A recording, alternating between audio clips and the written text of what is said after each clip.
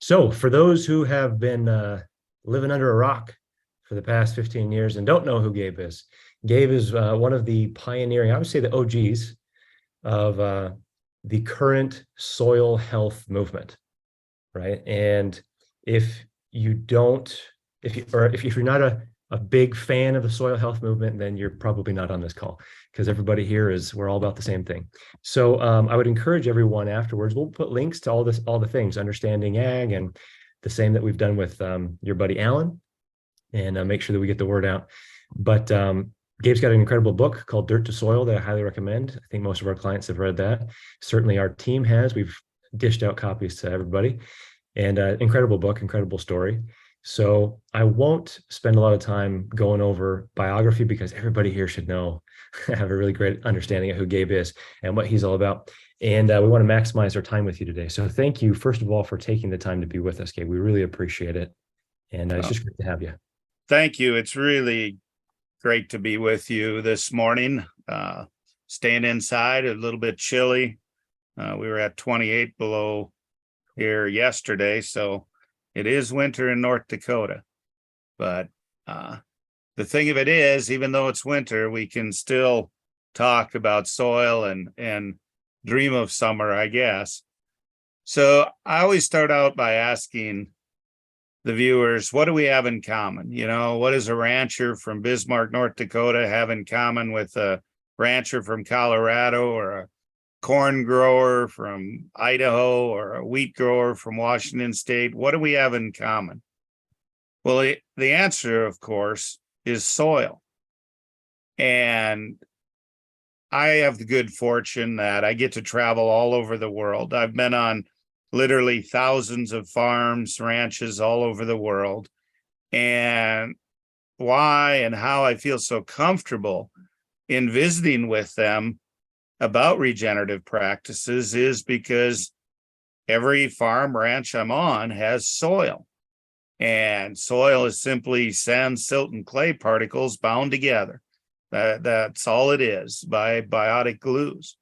So the question I have for you is, are you satisfied with your soils?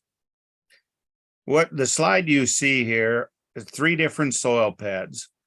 One of these beds is from a farm cropland where the operator grows 11 different cash crops, cover crops between every cash crop, no livestock integration, but does do some tillage. Another one of the beds is from a farm that only grows 2 different cash crops, no cover crops, no livestock integration, does do some tillage. The third bed is simply from the edge of a field. It's in perennials, ran over by equipment, maybe grazed occasionally by wildlife, but no real management to it. So the question I have is, which bed is which? Well, the top bed is from the edge of the field. The middle bed is from the farm with the very diverse crop rotation.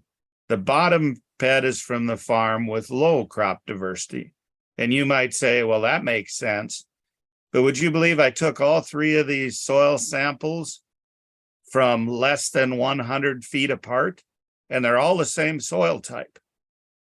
So the point I'm trying to get across here is simply that your ranch is a reflection of you.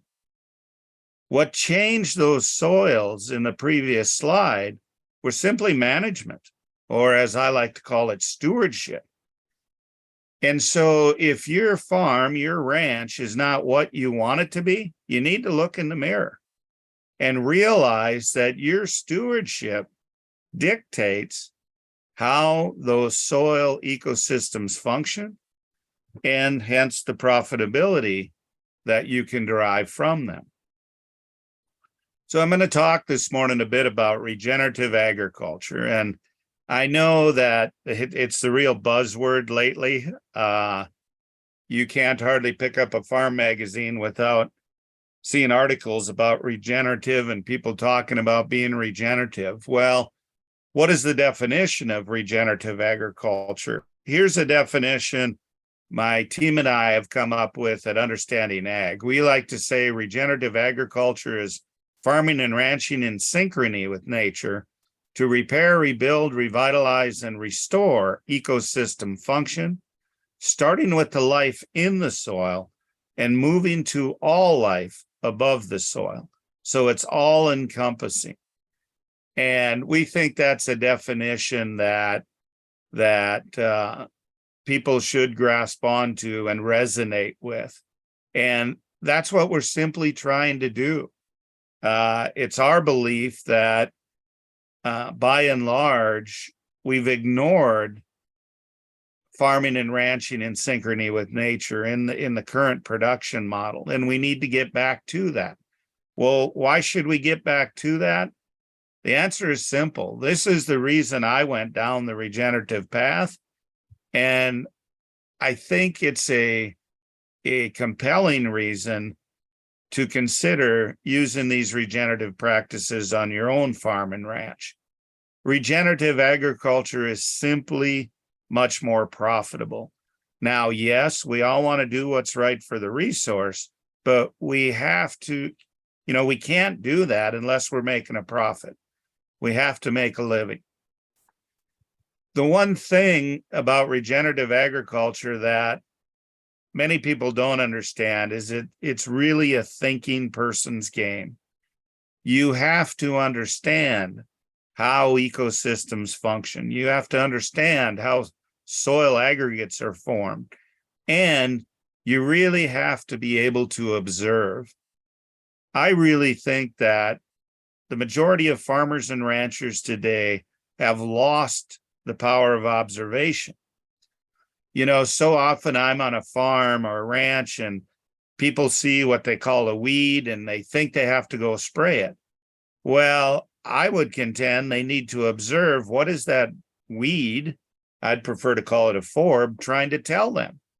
We've lost that in agriculture. We no longer understand how to read ecosystems and how to adapt our management in order to be in synchrony with nature and repair what it's trying to tell us.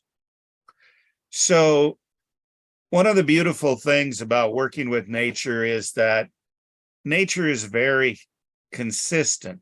And it doesn't matter whether I'm standing on a farm in Australia, in Canada, in South Africa, makes no difference. These principles are the same everywhere. Everywhere there's land-based agriculture. The first principle is nature always acts in context. I tell people there's a reason bananas don't grow in North Dakota.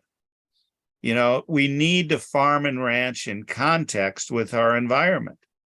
I tell people that for 25 years, I calved in January and February in North Dakota. You talk about being out of context. I was about as far out of context as you could get. Now I calve in late May and June in synchrony with nature. It's a piece of cake. I absolutely love calving. It's no work at all. The second principle is no mechanical and limited chemical disturbance. You look at agriculture today, we often till the soil. We use copious amounts of synthetic fertilizers, pesticides, fungicides. That's not the way nature functions. Yes, there's burrowing rodents and earthworms in nature, but not the copious amounts of tillage that is used in agriculture. Plants emit chemical signals, but not the copious amounts that we use in agriculture today. Third principle is armor on the soil surface. Nature tries to protect the soil. Walk into a forest, walk into a native prairie ecosystem. What do you see? You see the ground covered with either leaves or plant material, etc. That's the way to protect that soil from wind erosion, water erosion. It's a way to hold that moisture in the soil to prevent evaporation.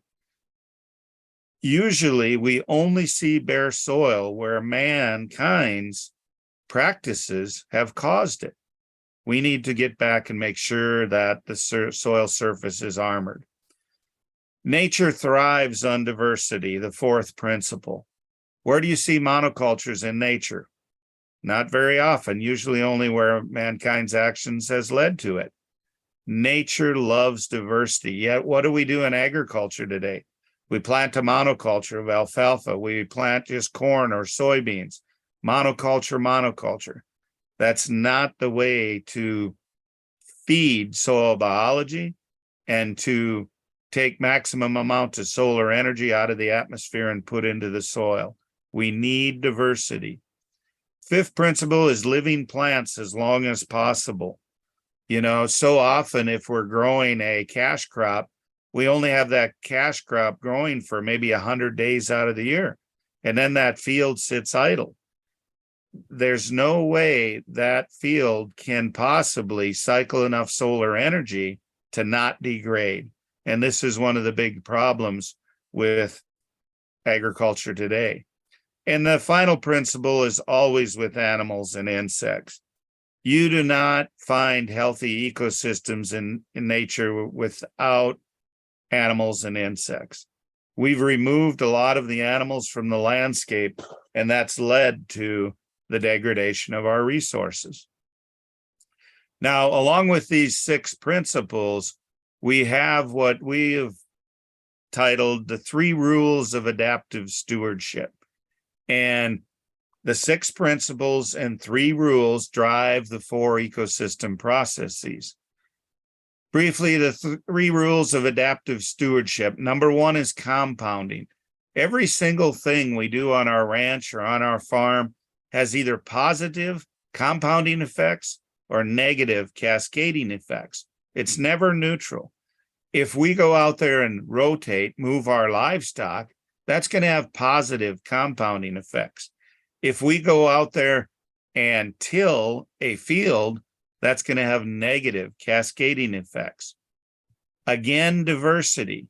Nature thrives on diversity. We have to manage our farms and ranches in a way so that those ecosystems are as diverse as possible.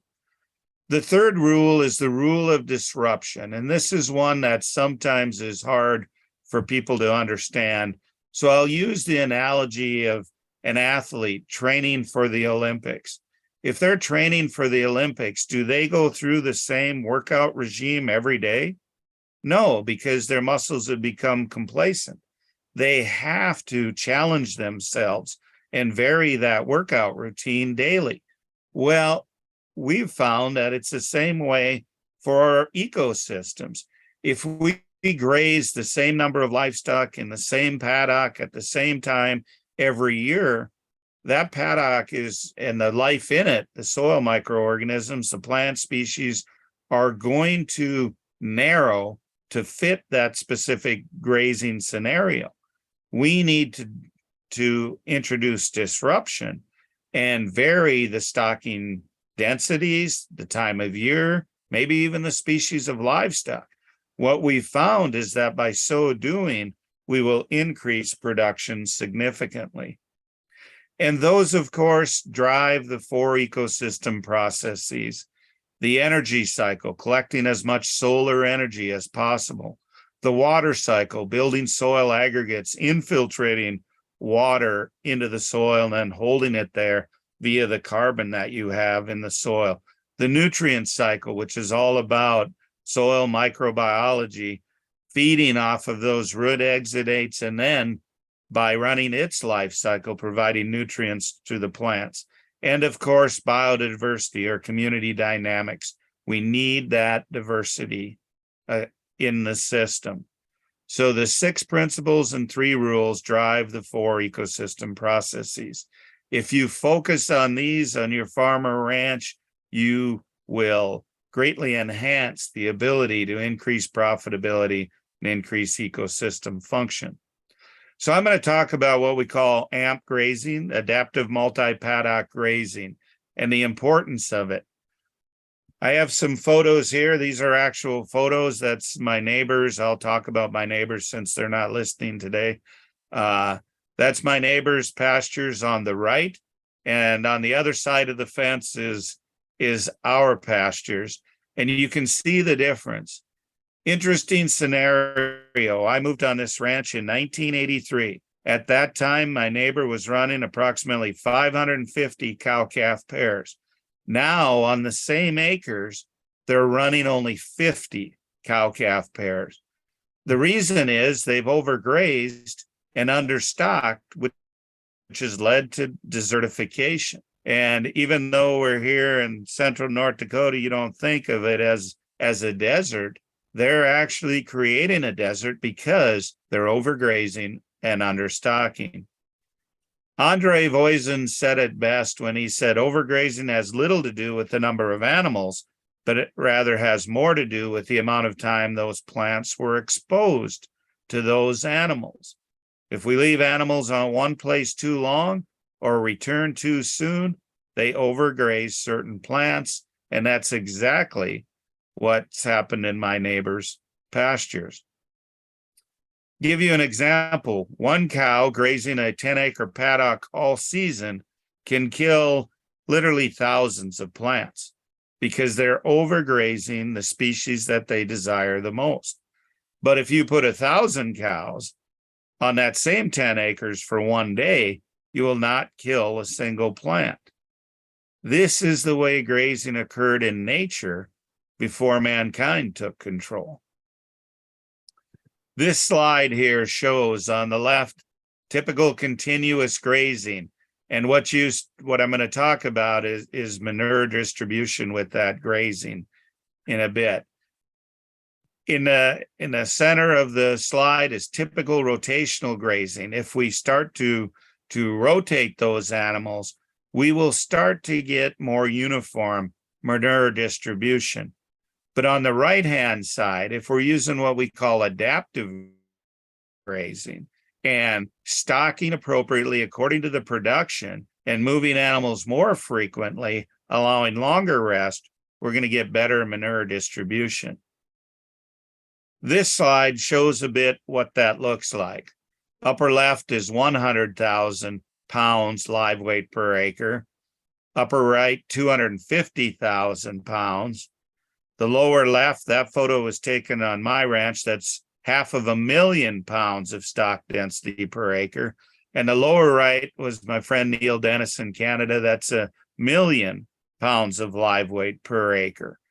That's the type of stock densities. Now, obviously, Neil there with 1,000,000 pounds or me with 500,000 pounds, we're doing multiple moves per day in order to achieve that stock density. I'll run through here briefly a scenario. This was on some North Dakota Game and Fish Department land. They asked my son and I to manage for them. So this land was very unproductive. It had season-long grazing for way too long. So we allowed a full year of rest. Then we came in there. We put 119 heifers on 1 acre for 1 day. This is immediately following the graze the next day. And you can see how they really didn't overgraze, but they knocked a lot of that biomass down. You can see where this erosion had been starting to occur. We just set the reel in there, the portable polywire reel, just as a photo point, and I'll show you more coming up. The trick is to use high enough stock density to get the proper bite on the plants, along with good trample and dung and urine distribution. Short amount of time the plants are exposed, then move them off. And that manure distribution is pretty important. If you have 1,000-pound cow, this is the amount of nutrients that is in that manure from that animal in a given day. Approximately a quarter pound of nitrogen, 0.15 pounds of phosphorus, and a half a pound of potassium. So if you have 100 cows in that, or animals in that group, look what you're doing. You're adding about 23 pounds of N. You're cycling, and these nutrients are readily available for biology. So you're cycling these nutrients quickly. Okay, here's that same gully 1 month later. Well, 2 months later, from July to September. You can see we're starting to recover. We're starting to get some plants growing on the sides of where that gully started to form. The key is, and this is probably the hardest thing when I consult on farms and ranches, is to get ranchers to allow full recovery before returning. In my environment up here, we're in approximately a 16 to 17 inch moisture environment, although for the last 3 years, we haven't hit 7 inches in any of those years. Here's what it looked like then a year later. So we went from July of 2011 to July of 2012. And it was at this stage then, shortly thereafter, that we grazed it. We varied it a little. Plants were fully recovered. Here would be 3 years after that initial graze. Now, we were grazing this every year, but that arrow is pointing to the reel. That's the same gully there. And look at the diversity we have of grasses and forbs, legumes that are moving in. Tremendous amount of diversity from grazing these paddocks only 1 day per year. And here is that same paddock 5 years after that first initial graze. Notice there's a lot more of the quote unquote native species, big blue stem Indian grass, switchgrass, that's moving into that area. You can tell the side by side in the background just how much production we're getting now. Now, a lot of people think, well, I can't afford to do that. I can't afford to only graze a paddock 1 day for an entire year, but we're going in there with such high stock densities that the dollars are the same. We're actually generating more dollars per acre with less time on a given acre. What that does then is we're making ourselves resilient to drought. And this slide is a very important slide. On the left, you see percent leaf volume removed. And you can see you can remove up to 50% of the above ground biomass, and you're going to have very little root growth stoppage. But once you go over 50% biomass removed, look what happens. That plant has to slough off a tremendous amount of its root biomass in order to regrow. And this is why the photo I showed early on of my neighbor's paddocks, why they are desertifying their pastures. It's been overgrazed so long. And I have to tell you, no matter where I travel around the world, 90+% of the farms and ranches I'm on are overgrazing. They're taking off too much above ground biomass, and it's making those roots shallower and shallower, and thus they're more prone to drought. We actually, to a large extent, create our own droughts. So this slide was put together to show the difference between continuous grazing on the left and adaptive grazing. Adaptive grazing allows for much deeper rooting depths and much more diversity of microbiology, plants, animals, insects, birds, etc. And even though you're grazing a pasture for less time, as I said, you're actually going to have much healthier pasture. This next photo shows the difference. I apologize, that's a little hard to read there. On the left of the photo is where we were doing multiple moves per day. And this is on cropland that was seeded to a cover crop. And the person who did this took part of the field and he did multiple moves per day. And then part of that field, he moved every 2 days. Look at the difference in that soil. And this is just after one growing season. It's pretty obvious which of those soils has more carbon in it, which of those clods there has better aggregation, which is going to infiltrate more water, which is going to have more of the home for biology. This is why when I showed the slide early on that your ranch is a direct reflection of you, this is why. If you don't have soils that you like, then you need to adjust your management, quite simply. So this is a picture of soils now on my ranch. We have well aggregated soil down to 48 inches in some places. And you can imagine, I mentioned earlier how the last 3 years have been the three driest ever recorded here in Bismarck. And yet I've produced cash crops every year. Now, I'm not saying they're bumper crops, but they were profitable. And we have not had to liquidate any of our livestock. We've kept our numbers the same because every raindrop that falls is going to be infiltrated into that soil.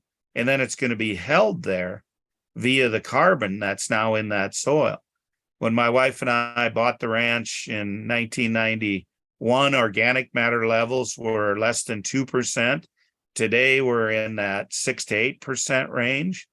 Water infiltration was at a half of an inch per hour. Now we can infiltrate over 30 inches per hour.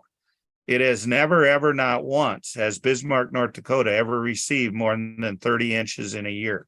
So any moisture that falls on our ranch, unless it's on a road, is going to infiltrate into the soils.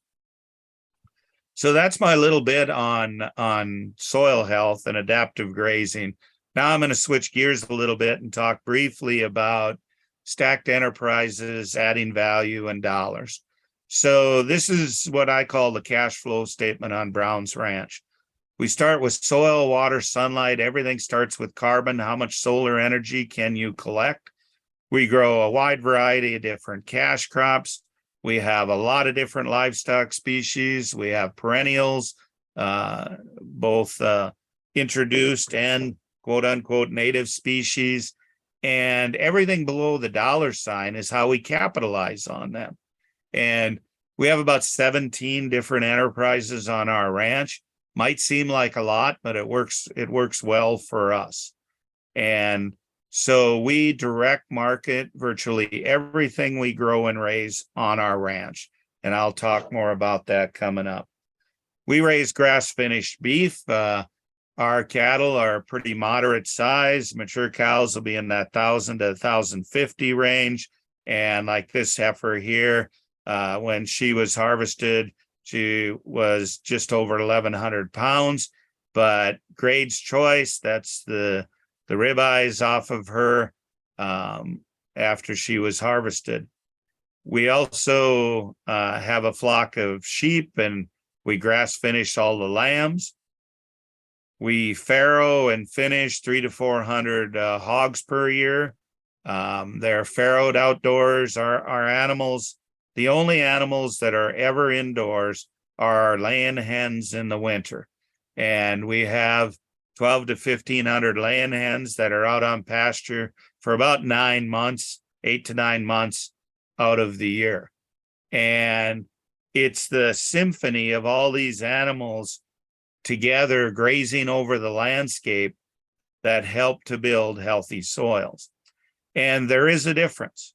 So that's one of our pastured eggs on the right, and that on the left is a store-bought egg. And this is what I want to emphasize to you. If you truly want to add value to your operation, we have to be able to communicate with consumers and talk to them about the differences. So what are the differences in these eggs? Well, this is Dr. Stefan Van Vliet. He is with Utah State University. That's a mass spectrometer on the right.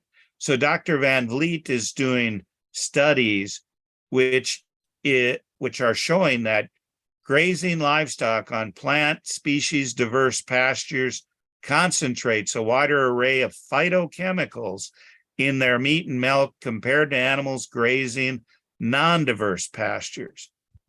While phytochemicals are further reduced and often remain absent in meat and milk from animals fed grain-based concentrates in feedlots. Now, this isn't only, I'm not only talking about pastured proteins, I'm also talking about grains themselves that are grown and raised in healthy soil, vegetables, fruits. Dr. Van Vliet is studying all of these. And using the mass spectrometer, he can identify over 2,500 different phytochemical compounds. And what we're finding is that the diversity of these phytonutrient compounds in a person's diet is directly related then to the gut microbiome in humans. The more diversity of these phytochemical compounds, the more diversity that's being fed to our gut microbiome, the healthier the immune system in people.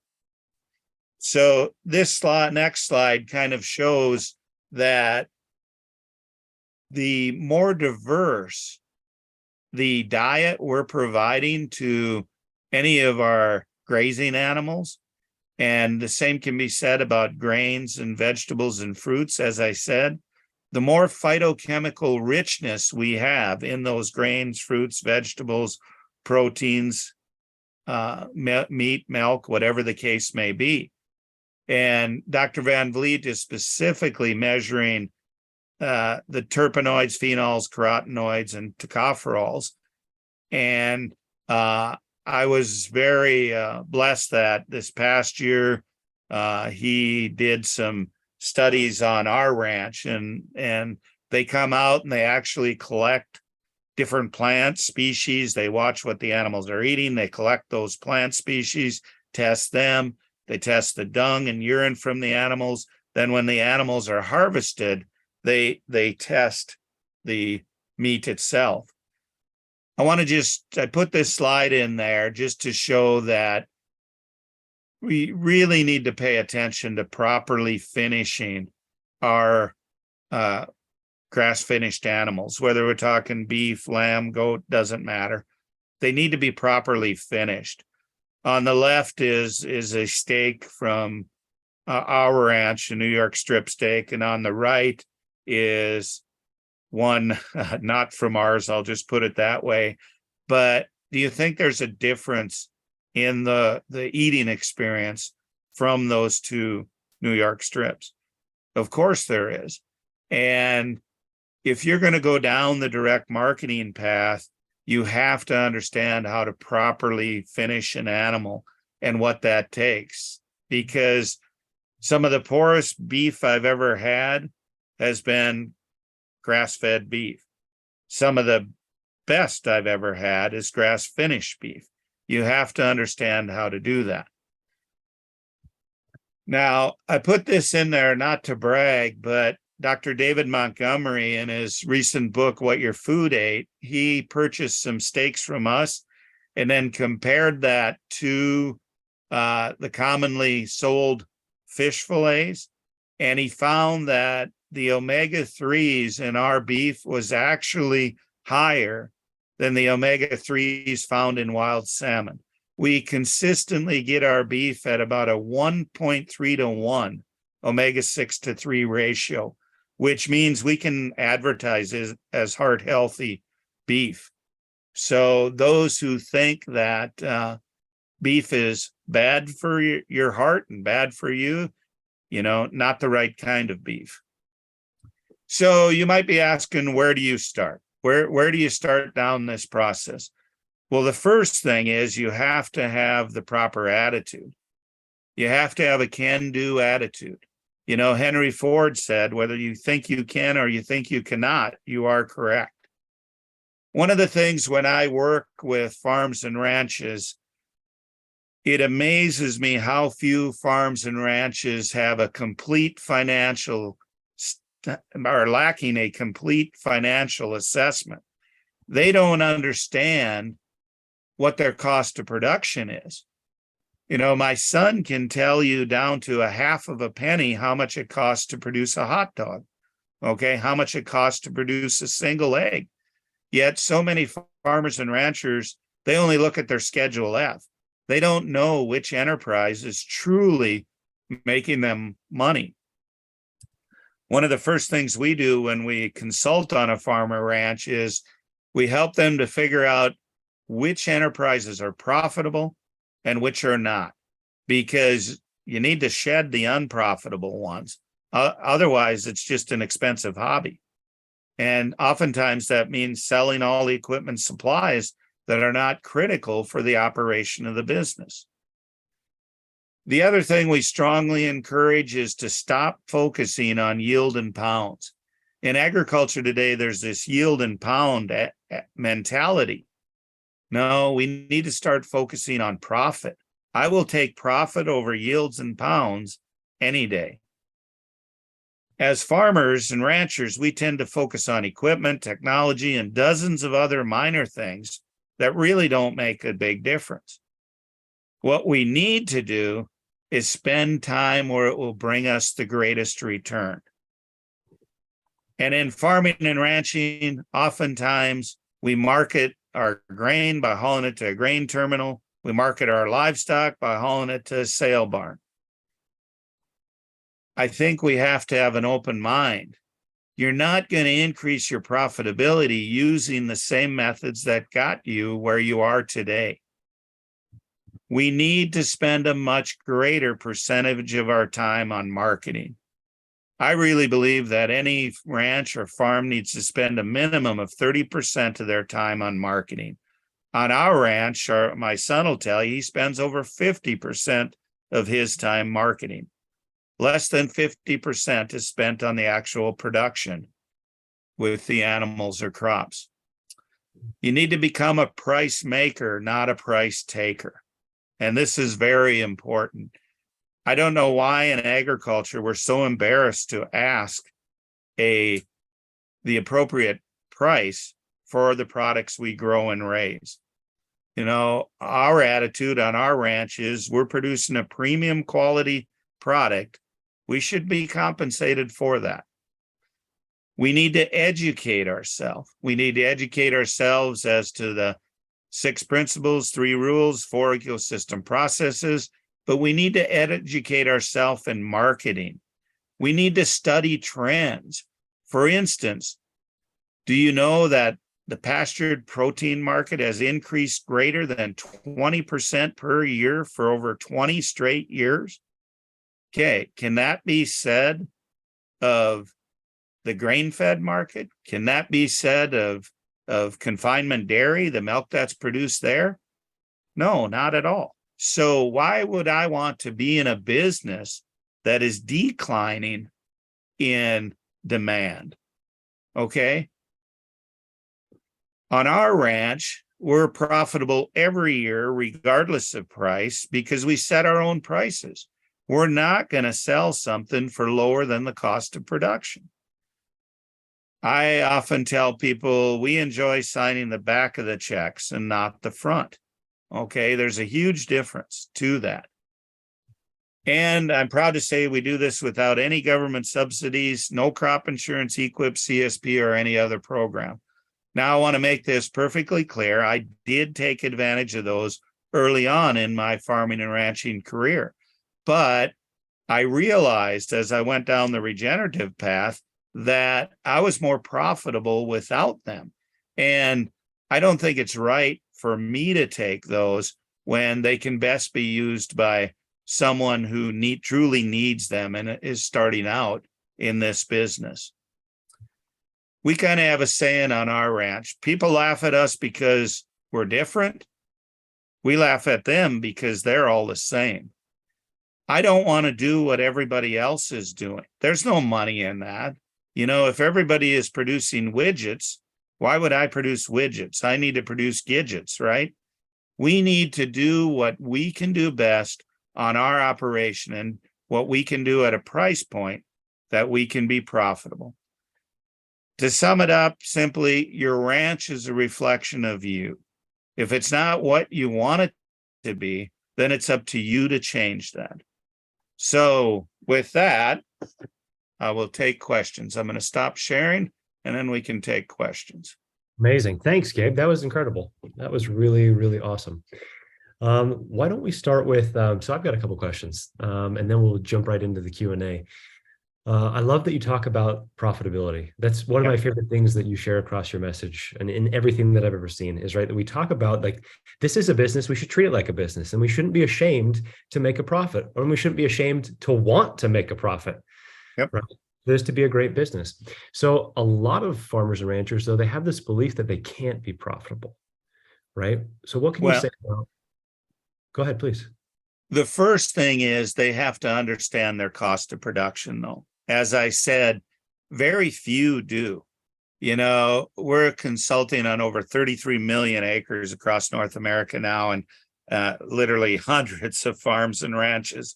And it amazes me how few people truly know their cost of production. I mean, they need to know it down to a penny. And when we're consulting, what we often do is we help work them through those financial analysis and then show them there's certain enterprises on their farm or ranch that's making them money, but there's others that's costing them money, and they need to shed those. And that's the first step. Know your cost of production, and then stop those enterprises that are losing you money. Amazing. So talk to us a little bit about, a lot of what we're doing, a lot of what you're doing, right, in the regenerative space, and even just being a local farm is we're kind of thumbing our noses at the way things have always been done. And we get a lot of flack, right? A lot of heat. A lot of people don't like what we're doing for whatever their reasons are. It's always astounding to me how many haters there are. But for someone who's just getting started in regenerative agriculture, like, what are some of the first steps that they can take? What are kind of the ABCs of getting started? Yeah. And the first thing, like when I put on workshops for, I just did one last week for a college program in Minnesota, and talking to these young entrepreneurs, and I'll call them entrepreneurs, whatever type of agriculture business they're getting into, they have to do their homework and find out what is their demand for, and then look at the resources that are available to them. Some are from a farm or ranch, some aren't. What do they have available to them? And then can they use those resources to meet that demand, whether it be for berries or vegetables or poultry or eggs, whatever the case may be. Can they produce and fill that demand at a price point that allows them to grow their business? And that's the biggest first step. Too many young people getting into farming and ranching, they want to go buy land right away. That's absolutely the worst thing you can do, is straddle yourself with that debt. Then you're kind of locked into just trying to service that debt. No, what you need to do is start with an enterprise you that is profitable, and then grow as your profit grows. And then you're able to buy with cash. I tell people my son is 35 years old and he's never borrowed money. He's operated strictly with cash. And the reason is because we started him at a young age with his own enterprises. He started making a profit, reinvesting that money, and now he grew to where he's at now. That's how you advance your earnings quickly. What would you say to the farmer or rancher who thinks the best days in ag are behind us?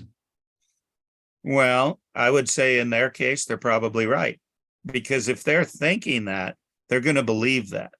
That's why I started that last section with that can-do attitude. I told the young people last week that I presented to, man, I mean, there's such opportunity in agriculture right now. You look at demand for certain products, it's tremendous, and look what can be done and the profit that can be made.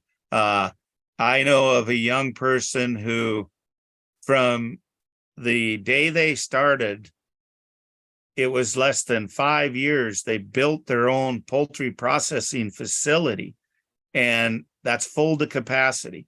In 5 years' time, just by starting raising poultry, then they started harvesting it themselves, but they kept growing as their profit grows. Yeah, that's awesome. So we've got a couple questions, and they're starting to pump in. So we'll start with the Q&A, and then if we still have time, I'll jump back in because I've got a long list. So Jared asked, so after starting a processing facility, what recommendations do you have for those who do not have access to a good facility or cannot get slaughter dates to meet our demands? Yeah. And I wish I had a good answer, but we're in the same boat now. Uh, uh, my son and I, we are investors. We built a facility along with some other investors back in 2014. If I had to do it over again, I wouldn't have done it. The reason being you can't hardly afford to build it big enough. In order for a slaughter facility to truly be able to generate a profit, you have to be able to kill a potload of cattle a day, which is 42 head. If you're not at that size and scale, the labor costs and the overhead will just eat you up. Now, our facility is profitable, but the problem is small facilities, it's very, very difficult to keep the skilled labor that's necessary to put out a quality product. We have the same challenges, and what we found on our ranch is we had to, I hate to even say it, but we don't kill many animals at our own plant anymore because we have to kill at a facility that can handle a potload a day. And it's just difficult. It's really difficult. There's been some people that have had good luck with mobile processing facilities, but you have to be in a pretty confined geographical area. By that, I mean, you can't have the farms too spread out, or there's too much profit that's eaten up just with travel costs and overhead that entails. I wish I had a good answer for that one, but unfortunately I don't at this time.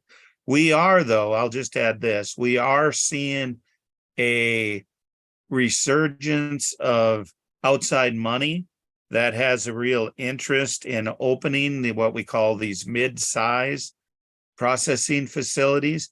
And we're working with a number of venture capitalists who are investing money into them. So I think it's going to get better.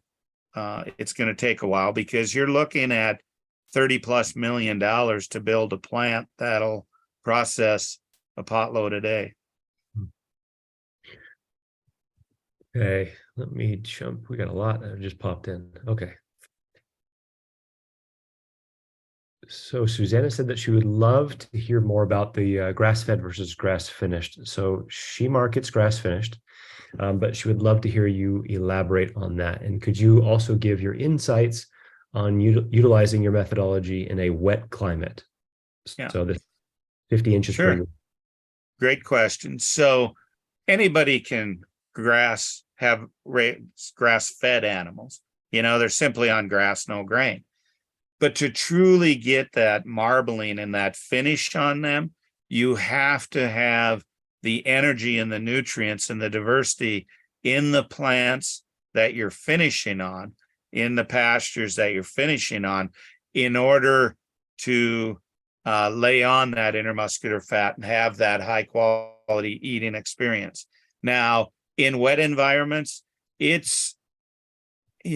anywhere in the United States, you'll be able to grass finish, with the exception, I was on an island in Hawaii, and that particular ranch received about 200 inches of rainfall per year.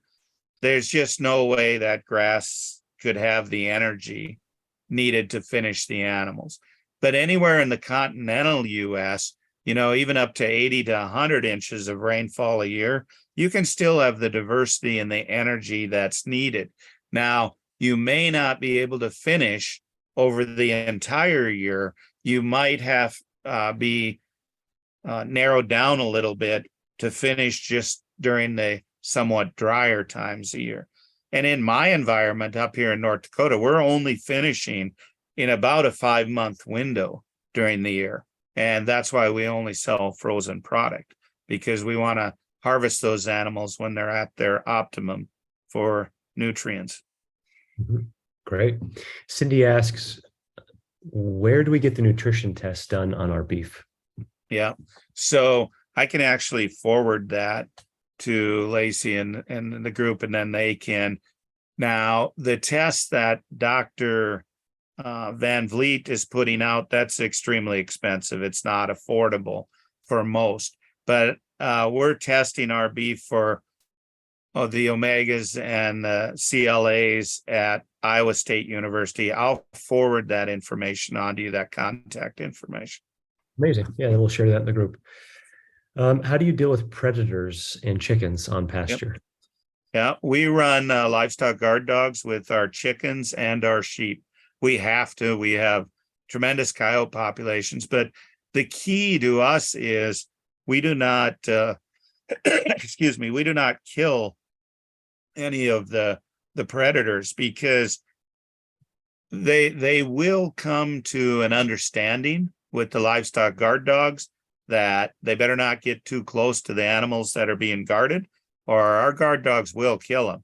But if you start killing off the predators, new ones are going to move into that territory, and then you're constantly trying to train, quote, train new predators. And so we just have an understanding, and it's absolutely amazing. Now, do we lose some laying hens to hawks, to raptors? Of course, and if one wanders off, a coyote may get it, but it's a chicken, but the sheep, the guard dogs stay near the sheep. It's just a non-issue. They'll only wander away once. Yeah, that's right. Where's the best place to go to determine? So I guess Matt is looking for a resource, right? And how best to learn about how to determine the best grasses and things to plant into pastures and hay fields. Yeah, and that's a great question. And obviously, if you go to the conventional route, most extension agents, universities, et cetera, are going to recommend some of these, quote, new improved species. What we have found works best is if you're doing a good job with adaptive grazing, you will get that latent seed bank that's in the soil. It'll start to germinate, and more of those native species will come back. I think that's awfully hard to beat, is what's native for your area. I would suggest you go take a walk, find obviously there's very little that's what we'd call pristine nowadays, but find an area that has not had the disturbance from tillage, et cetera, and see what species are there and what are thriving. That's the species I'd go with, because they're most adapted to your environment. Awesome. Catherine asks, what would you say to someone that says, we tried this no-till thing, but it didn't work? Mm-hmm. Yeah. And I would say, let me try it. I'll get it to work on your place. Okay, you tried it and then it didn't work, but how long did you try it? And the first thing I ask is, do you understand how soil aggregates are formed? Do you understand that a soil aggregate only lasts about 4 weeks, and then biology consumes the glues that hold those sand, silt, clay particles together? So you have to have living plants to produce new aggregates, and you have to have the biology and the mycorrhizal fungi. You have to be applying those principles in order to drive the processes. What we've found is, if there's nowhere I've ever been that no-till won't work. It's just a matter of understanding and then making sure those principles are being put in place. Mm-hmm. I love that answer, especially the first part. Let you try it. So Jared asks, what are your most profitable enterprises? Yeah. Most profitable enterprises, honey would have to be number one per dollar invested. And I'll give you the little secret on that. We don't own the bees ourselves. We have an agreement with a local apiary. They bring the bee hives onto our land. We have first right to buy any of the honey that's produced out of those hives. What they've found, I think Paul's been working with them 7 years now. They get about 20% higher production off the hives on our land because of the diversity we have. So they're going to bring a lot of hives. And then all Paul has to do is tell him how much honey he wants to keep out of there. Paul supplies the bottles. They bottle it up for him. We put our sticker on it, double the price, and sell it. Pretty lucrative. That would be very profitable.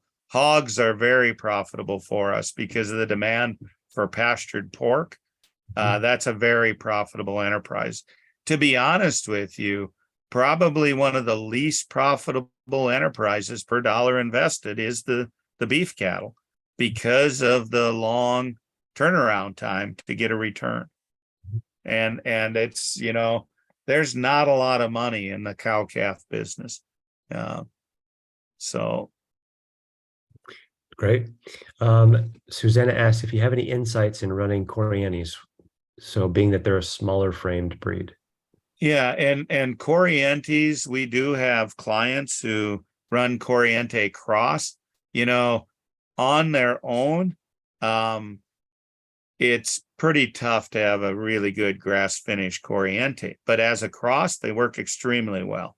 Coriente cross mother cows are very efficient, work very well, and you can, if you have offspring, using, an Angus Red Angus bull, for instance, so you'd have that calf would be 3/4 than Angus Red Angus, a quarter Coriente, makes a great grass finished animal. Mhm. The only Coriantes we've ever eaten around here were some old rodeo ones, and they were not that good. So Darian asked, what's the best beef breed for marbling content and gain using the grass finishing program? Yeah, and I answer it this way. There are good and bad in every breed. Okay. Now, obviously, some of the breeds that mature at a real large size, it's awfully difficult to get them to that size where you can lay on that intermuscular fat. So I don't pay attention to breeds. On our ranch, we have Angus, Red Angus, British Whites, it doesn't matter, and all crosses thereof. I'm more focused on the type and kind. They got to fit your environment. And in most environments, central US on west, that's going to be a smaller framed animal. I'd pay more attention to that than I would the breed. Great. Nicole asks, she says, we had cutworms kill everything on our pasture. Do you have any suggestions for what to plant for regrowth? Yeah, and cutworms are, they're going to be a challenge in areas that lack diversity and do not have the home and habitat for the predator insects. For every insect species that's a pest, there's 1,700 that are beneficial. We need to focus on providing the home and habitat for those beneficial insects. Now, I'm not going to kid you, though. If all of your neighbors have cutworms, they will start moving on to your farm too. But the number one thing you can do to prevent that from damage is to advance the soil health, because any of these pest insect species, as you advance soil health, the Brix level of the plant rises, and those pest species no longer want to consume those. So I would say to her, it's not so much a matter of what to plant, it's a matter of getting the soil health in order. I can honestly say I have not spent 1 minute worrying about pests on our ranch, whether it be a worm in livestock or a grub or, cutworms or aphids or anything like that in the last 20 years, because we're going to have the predator insects that will take care of them. Focus on soil health first. Great. So John up in Ontario says, I have crops and I'm pasturing cattle, chickens, and turkeys. And I've been incorporating grazing cover crops, no-tilling, etc., across my crop rotation, trying to mimic your model. My question is basically, does it make more sense just to keep the whole farm in pasture or to incorporate crops along with the livestock? Oh, that's a great question. And that gets back to enterprise analysis. We wrestle with that too on our ranch, because we prefer working with livestock rather than sitting in a combine or tractor. But I would ask him, is he growing the grains to feed those poultry? If he's growing the grains and can do it at a profitable price point, then continue to do that. But only he can answer that question through his enterprise analysis. That's great. Okay, so Wayne says we're doing organic grass-fed dairy and they just started marketing in October. We've been practicing regenerative ag for many years, wondering if you guys are working with anything pertaining to grass-fed dairy. So if you, I think the question is, do you consult for grass-fed dairy and maybe do you have any And insight? and the answer is yes. As a matter of fact, we're consulting with, boy, I would have to add it up, but dozens and dozens of dairies, and a number of them are grass fed. And we just recently brought on another consultant who has his own grass fed dairy. So if you just reach out to Gabe at understandingag.com, I will get you in touch and you can have a conversation with Derek. Awesome. I also want to put a little plug in for Soil Health Academy. I know you guys have in June 20th through the 22nd in Minnesota, you have a course on or a workshop on transforming your dairy with Yep. the Will and Bring family in Yep. Schmitz. That's right. Okay. Okay, Scott asks, can we speak more to rotational moves when time and travel distance is a problem with limited time and help? Are 2 to 3 days, moves better than no rotation at all? 2 to 3 days And the move. answer to that is it comes back to the first principle of context. Obviously, in your context, with distance and time being a factor, hey, then you're going to move as your schedule allows. Okay. But make no mistake about it. Even if you're moving once a week, it's better than not moving at all. Okay. So it has to fit your context. I tell all of our clients, it's not a perfect world. You come to Brown's Ranch, you'll see a lot of things that aren't perfect. Okay. But for whatever reason, they are what they are. We can't beat ourselves up. Don't pass by very good, demanding and striving for perfection. Don't do that. Okay. Don't beat yourself up like that. It doesn't do anybody any good if you're not on your farm or ranch. So you need to do what fits your context, what fits your schedule. Love that. Thanks. All right, my turn. Talk to us about why you're so hopeful, right? Why are you so hopeful for the future of agriculture in general and for the future of local farms and ranches? Yeah. Those who read my book know my story and how we went through those 4 years of hail and drought.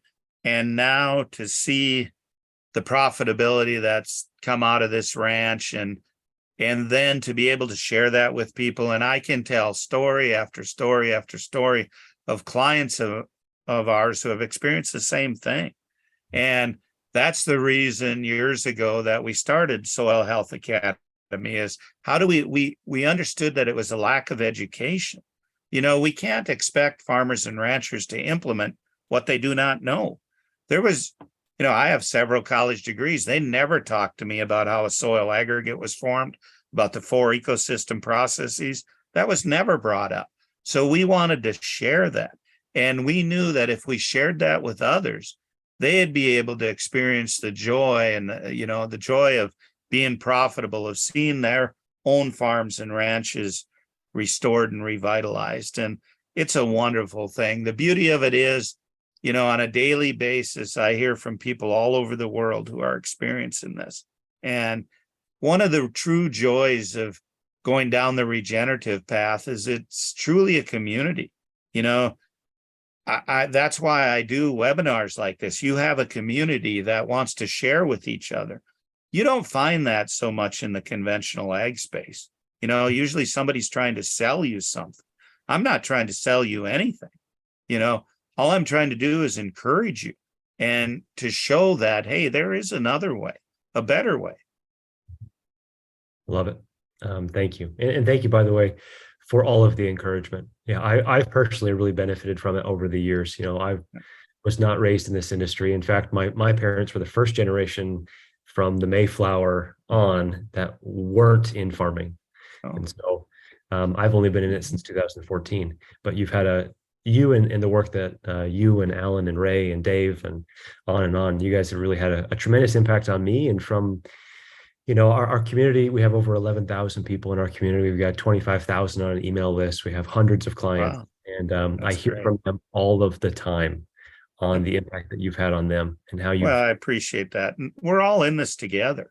I mean, all of us will talk to anyone at any time, because it's fun to share these things.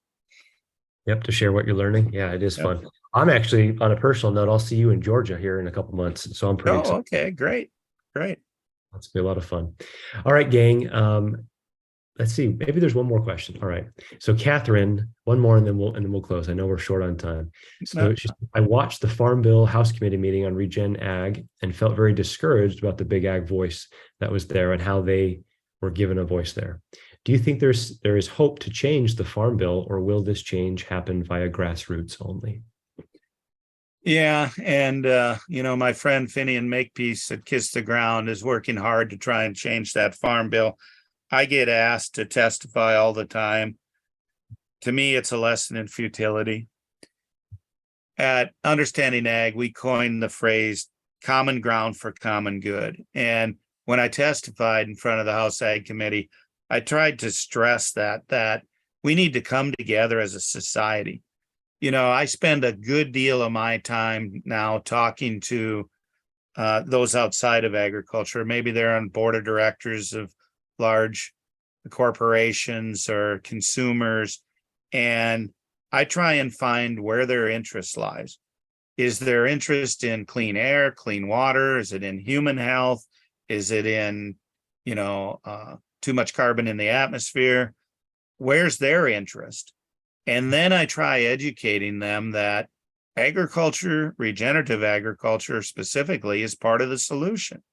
We need to find and come together, common ground for common good, and realize that as a society, I firmly believe we can agree on 85+% of the things. Instead, all you see in Washington is they're just stuck on the 15% that they don't agree on. Let's work together for the good of all. And regenerative ag can do that. And, farmers and ranchers should be rewarded for their work in all of these things that we have common ground on.